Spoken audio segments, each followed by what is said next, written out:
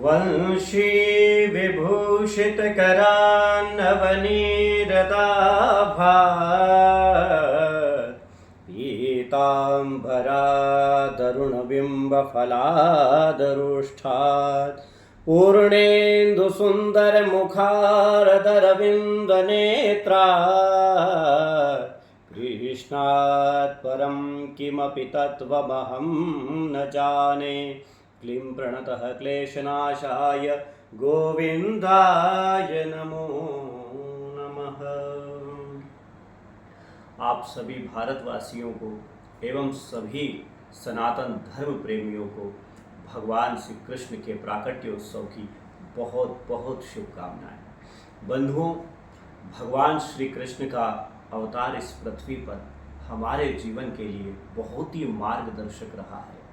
भगवान श्री कृष्ण को कृष्णम वंदे जगत गुरु कहा गया है।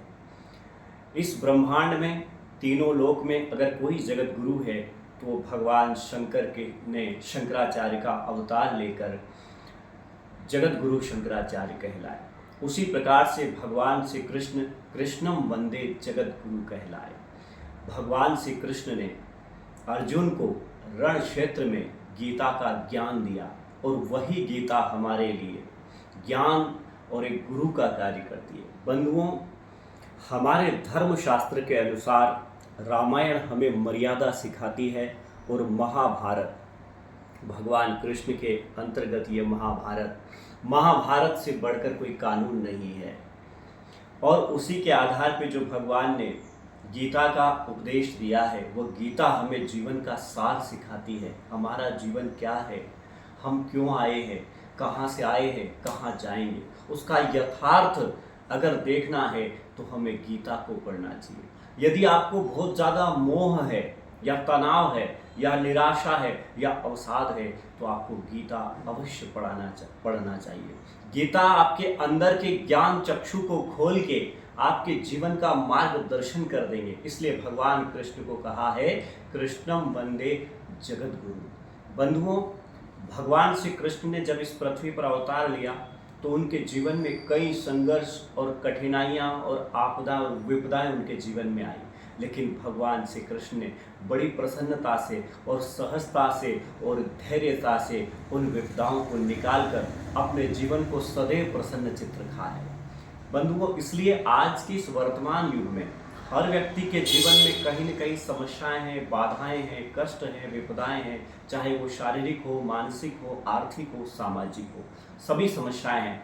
ऐसी स्थिति में उन समस्याओं का धैर्य से हम निराकरण करके आगे बढ़े।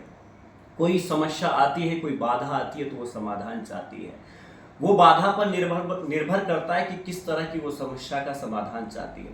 भगवान श्री कृष्ण का जो जन्म है, अवतार है, वो देवकी के गर्भ से कारागृह में होता है और वसुदेव उनको लेकर जाते हैं और यशोदा माँ के यहाँ रखते हैं और यशोदा माँ नंद गांव में इनको पालती है और बड़े होते हैं। मथुरा ब्रज 84 कोस में भगवान कृष्ण गैया चराते हैं।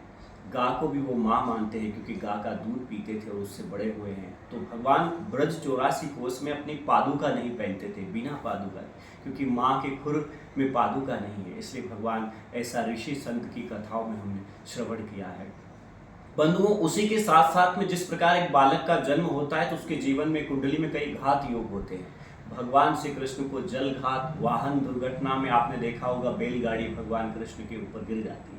तो उसी प्रकार से भी घटना दुर्घटनाएं, कई विपदाएं आती है, लेकिन भगवान श्री कृष्ण का जब हम जीवन देखते हैं तो बहुत ही ज़्यादा संघर्ष और कष्टमय रहा है। लेकिन फिर भी भगवान श्री कृष्ण ने हमें एक यही शिक्षा दी है, एक यही उपदेश दिया है कि अनेक विपदा और आपदा आते हुए भी अपने आप को प्रसन्न रखना भी एक धर्म है, अपने आप को प्रसन्न रखना भी एक कर्म है। और उसी के आधार पर हमारी जो विपदाएं आपदाएं हैं उनको हम धैर्यता से आगे बढ़ें, वो निदान हो जाती है, क्योंकि एक जैसा समय कभी नहीं होता है। बंधुओं, इसी कृष्ण जन्मोत्सव पर भगवान श्री कृष्ण का यह जन्म हमारे लिए बहुत ही कल्याणकारी है ये उत्सव, और पूरे देश पूरे विश्व में भगवान श्री कृष्ण का उत्सव मनाया जा रहा है। आज के दिन और पंजेरी का भोग लगाया जाता है कृष्ण जन्माष्टमी को। पंजेरी धनिये से बनती है। हमारे जितने भी उत्सव त्यौहार है वो साइंटिफिक है। धनिया आपके पित्त को कम करता है, आपके शरीर में ठंडक करता है, आपके मस्तिष्क को ठंडक देता है, आपकी एसिडिटी को कम करता है। हमारे जितने भी त्यौहार है उस समय जो खान पीन प्रसाद भोग होता है वो कहीं न कहीं हमारे शरीर की रक्षा के लिए और साइंटिफिक के लिए होता है। बंधुओं, हमारी सनातन धर्म संस्कृति धन्य है। पूरी संस्कृति हमारी जन कल्याण, विश्व कल्याण और जन जन के कल्याण के लिए है। पुनः आपको कृष्ण जन्मोत्सव की, कृष्ण प्राकट्योत्सव की बहुत बहुत शुभकामनाएं।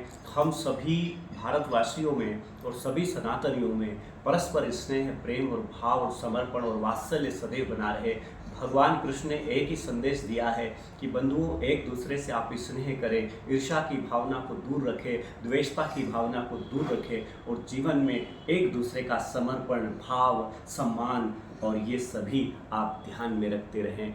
भगवान श्री कृष्ण की, कृष्णम जगत गुरु की आपके जीवन पर सदैव कृपा रहे और आपके जीवन का कल्याण हो। जय श्री कृष्णा।